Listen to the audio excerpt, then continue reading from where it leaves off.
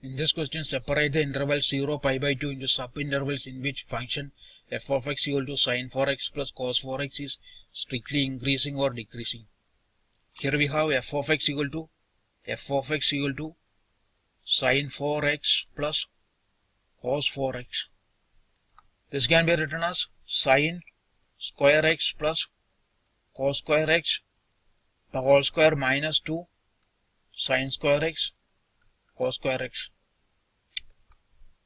equal to 1 square minus 1 by 2 into 4 sin square x cos square x. This is equal to 1 minus 1 by 2 into sin 2x the whole square.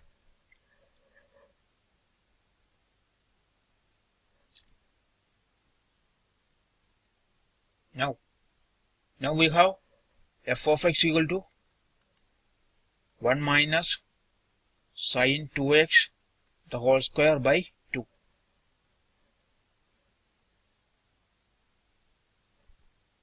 Now in the interval 0 to pi by 4, sin 2x is increasing. Therefore, f of x is decreasing in the interval 0 to pi by 4. Now, in the interval pi by 4 to pi by 2,